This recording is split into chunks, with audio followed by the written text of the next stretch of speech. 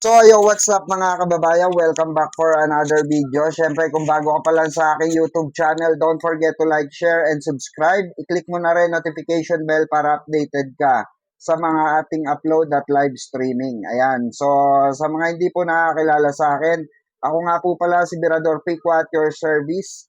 Ayan mga ka-BBM, mga solid loyalista, at sa lahat po ng ating mga taga-subaybay, mega love shoutout po. So, eto nga mga kababayan, pag-uusapan natin itong mainit-init na topic ngayon dito sa social media, sa Facebook, sa YouTube. Marami ang nagtatanong kasi, eto ba si Bato ay wanted na? Kahit ako curious ako eh. Kung wanted na eh. Pero sa tingin ko, magiging wanted na. Oo. No, kasi ah, talagang lumaya siya eh, di ba mga kababayan? Tumakas siya literal. Kasi alam naman natin na valid lahat ng ipinasa ng ICC. At yan ay nakasad na po no sa ating saligang batas na ang bawat warrant of arrest na manggagaling sa Interpol ay i-honor po yan ng ating Supreme Court. At valid naman po at sinabi na rin mismo ng Supreme Court na ito ay valid warrant of arrest. At yan ay hindi po no gawa-gawa lamang. Kagaya ng sinabi nila Robin Padilla na rekto lang, 'di ba? Na baka rekto lang, na kung saan lang galing yung warrant kasi nga in the first place, sino ba sila para bigyan ng warrant of arrest? Or sino ba sila Alan Peter Cayetano para bigyan ng kopya ng warrant of arrest, 'di ba? Kasi ang kinakatwiran nila mga kababayan, etong si Senator Sonny Trillanes, bakit daw may warrant of arrest? Actually, 'di ba nung nakita naman natin dun sa video, 'di ba, sa mga balita na na kinuha lang ni Senator Senator Trillanes yung copy ng warrant of arrest na hawak-hawak ng NBI, 'di ba? Kasi gusto nga makita ng mga taga-media. So syempre ipapakita ni Senator Sonny Trillanes na nandun din siya dahil yun nga yung hamon ni Bato, 'di ba? Yun yung hamon ni Bato de la Rosa na pinagbigyan lang niya. Kaya nga sabi niya kay Marcoleta, kung hahamunin ako ni Marcoleta na pumunta ako ng Senado para batukan ko rin siya, para batukan siya, kakasahan din ni Sentry, di ba? Ang tanong, papayag kaya si Marcobeta, di ba? Diyos ko, itsura pa lang bahag na buntot, di ba? Itsura pa lang ni matandang Marcoleta bahag na buntot di ba? Oh, puro lang, ngal-ngal lang ng ngal-ngal. Oh. Pero pag malamang pagka sinapak mo yung ospital agad yung Sentry, no? Pagka binatukan mo yun, baka high blood. So, well, anyway, mga kababayan, no? Balik tayo dito sa usapin. So, eto nga ang Paconsuelo de Bobo ng mga kampo ni Bato de la Rosa. Siyempre, kanya-kanya ng kanya-kanya ng alibay yan, kagaya ni Robin. Pero mamaya, talakayin natin yan kay Robin. Okay, so eto muna tayo kay Bato de la Rosa. Kasi tinanong dito sa naganap na press briefing sa Palace, tinanong si Yussi Claire, okay? Regarding kay Bato. Ito, pakinggan natin to Wala siyang utos na arrestuhin si Senator Bato.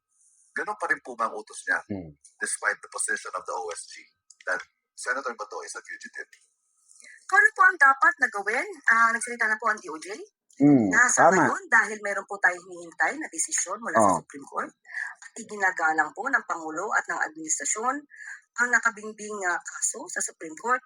Ngunit, hindi kailangang tumakas palabas ng bansa si Senator Bato de la Rosa. Correct. Kapag siya ay nagtangka, ay na rin sa DOJ, siya ay huhulihin.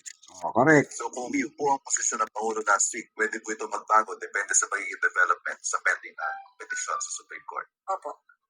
Pangalawang tanong ko lang po, as President and as a former member of the Senate, may nabanggit po ba ang Pangulo sa inyo on what he thinks, how he feels about what's happening in the Senate presently?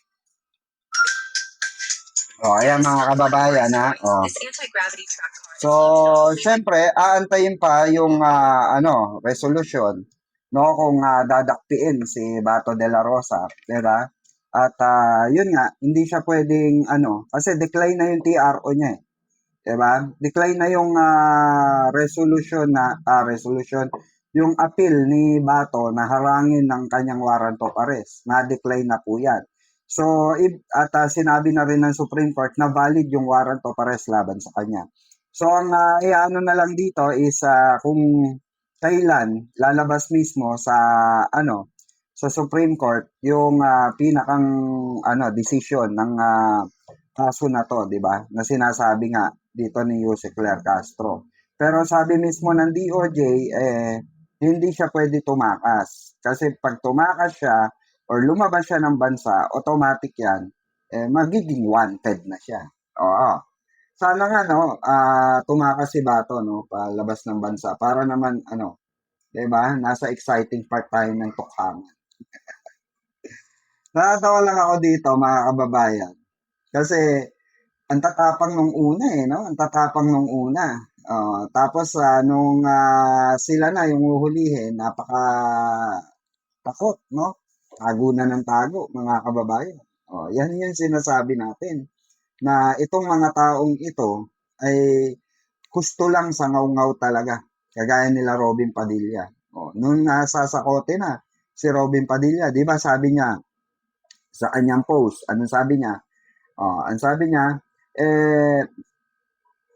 sumabay lang daw, umangkas lang daw sa kanya si Bato de la Rosa. Natural daw, kumpare sila, kaibigan sila, sinabay niya, pero binabaraw niya sa Makati. Diba? Yung palang naalibay na yun, sablay ka na ron eh. Alam mong merong kaso, at merong warrant of arrest si Bato de la Rosa at na-decline na nga yung PRO niya, 'di ba? Yung request niya. Inano mo pa rin, 'di ba? Ibig sabihin, gusto mo talaga siya itakas. Kasi nga nakaano siya eh. Bakit po natin nasabing tumakas siya? Tumakas po siya sa Okay, sinabi po yan ni Alan Peter Cayetano na na siya ay nasa under custody ng Senate. Ang NBI, 'di ba, dahil pro-protectionan nga raw ng Senate. Kaso, sabi mismo nung asawa ni Bato na pasensya daw kung tumakas, nag-escape yung kanyang asawa. Dahil ayaw na daw ni Bato, di umanong madamay itong sila Alan Peter Cayetano at ang ibang senador, 'di ba, sa mayorya. Ang mali lang dito mga kababayan, obvious na alam mo sa sarili mo na merong valid yung warrant of arrest laban sa'yo. Ang mali lang doon is hindi ka nagpaka-bayani sa sarili mo. Or hindi ka nagpakabayani kay Digongyo. Kasi masakit sa part talaga ni Digong to mga kababayan. Para ang gustong palabasin ni Bato de la Rosa, bahala ka na dyan, tatay. So, biruin nyo, iniisip ni Bato de la Rosa na diba? Dahil sa mahal nga pamasahe. Bakit ka sumunod kay Digong? Diba? Bakit mo sinunod si Digong? Alam nyo naman na meron tayong international court na pwedeng pagdalahan niyang diba? Yang kaso nyo sa ICC, diba? Yung war on drugs na yan. Malas nyo lang, si Senator Sonny Trillanes ang nakalaban nyo. Ibang klase, no? Si Sentry. Si Sentry yung siya yung tipo na hindi na kailangan ng maging senador, hindi na kailangan na magkaroon ng kapangyarihan para lang makatulong sa kapwa-tao, para lang makatulong sa mga nangangailangan. Siyempre kailangan ng ng hustisya ng mga nadamay sa EJK, mga 13, 11, 5 taon, So nakakaawa. So dusa rin si Batoron at si Bongo. May si Bongo, kaliwang kamay si Kumbaga, kung ano yung sabihin ng kanang kamay, ng nila, head Tapos mapupunta sa kaliwang kamay, sasabihin ang ano nila ang form of ano nila, 'di ba? Oh, yung kumbaga yung form of uh, arrangement manggagaling sa taas o pababa, papunta kay bato. So although alam naman natin na dahil nga si Digong ang nakaupo. Well, kapartido mo yan eh. Dati ka na rin naman bata ni Digong. So, pangatawa na muna yan. Di ba? Ikaw na nga mismo nagsasabi, bato, made my day, di ba? Puro ka ICC, puro ka ICC. Kagaya ng tatay mong karton, di ba? Sinabi niya na, si, Duterte, sabi ni Duterte, ang ICC, ang tagal daw mag-imbestiga. Di dapat, ganun ka din. Nung hinamon ni Duterte ang ICC, sumama siya, di ba? Pinalagan siya ng ICC. Ngayon, ikaw pinapalagan ng tatago din yan, mga kababayan. Sure na sure ako dyan, magtatago yan, mga yan. Kasi bakit po? Talaga namang mabubulok talaga sila. Imagine, di ba? Ilang taon, di ba? So, masakit talaga sa part nila. Yun nga lang, tulongges sila habang buhay na silang, kung sakali man magtago sila, habang buhay silang tutugisin ng batas, di ba? Tutugisin ng Interpol. Kasi ang Interpol, lalo na pag pumasok sila sa mga ibang bansa, kahit pumasok sila sa iba't ibang bansa, pag nakita sila ng Interpol, CIA lang yan. Pag yan lumapit na sa CIA, kahit cellphone nila, kayang i-detect. Diba? Kayang-kaya nang i-detect yan. So, lahat yan, mga kababayan, sigurado yan. Walang takas yan. Lahat yan makukulong, mga kababayan. Lahat yan may pagkakasala na yan makukulong. Tuloy natin to. Sa inyo, what he thinks, how he feels about what's happening in the Senate presently. Sa ngayon po, ang alam po natin sa Pangulo ay kailangan lang ipatupad kung ano ang nasa batas. Tama. Hindi kailangan na ang bawat isa ay sariling pagyaman ang gawin. Hindi ang iilang interes ang dapat pagyamanin. Kundi dapat tumugon kung ano ang sinasabi ng konstitusyon, patupad kung ano sinasabi ng batas. Did you hear him express, galito ba siya? Dismayado siya? Nalulungkot siya sa nangyayari sa Senado ngayon? Sa huling pangyayari, patungkol dun sa di umano na pagtakas at pagkawala kahit na may protective custody ang Senado, nakakadismaya naman talaga. Correct. Nakakadismaya talaga Sabi po yun ng Pangulo that he's disappointed with how Nung nagkaroon po ng meeting, inalam niya kung anong pangyayari at makikita mo sa itsura ng Pangulo at kung paano siya magtanong sa mga cabinet secretaries, nandun po yung disappointment. Oo, nakaka-disappoint talaga yun, kundi mga sa pangyayari kababayan. sa Senado. Follow-up question mula kay Katrina Domingo, ABS-CBN. Ma'am, yung tanong ng marami ngayon, I would like to direct to the President, kung hindi ka pagalit, bakit? Kung hindi ka pagalit, bakit? Yes, with the performance of the arrest, because this is not the first time that the Philippines tried to serve an arrest warrant from the ICC. The public has been comparing the performance of former PNP Chief Torre compared to the failure of the NBI to serve the arrest warrant against De La Rosa. Bakit po hindi na-hold accountable kung sino mang ahensya yun pong nagkulang para maipatupad yung pagsaserve ng arrest warrant? Correct po natin to. There was no failure on the part of the NBI agents. Hinarang sila.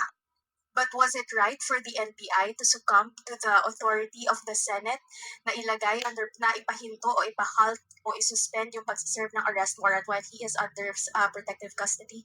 The question is, was the Senate correct in interfering with the service of the warrant of arrest? But was it right for the NBI to actually adhere to that demand of the Senate kung wala naman pong legal basis according to some analysts? Dito makikita niyo kung sino ang may respeto sa isang institusyon at Correct. sino ang hindi rumispeto sa batas.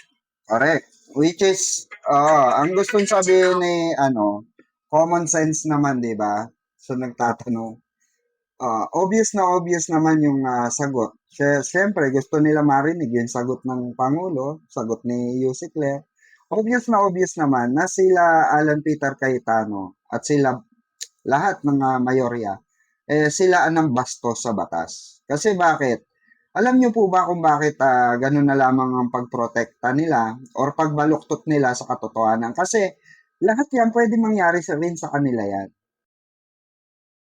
Gangster, you know, we do that better than anybody. I bet you got it twisted, you don't know who to trust. So many player hating niggas trying to sound like us.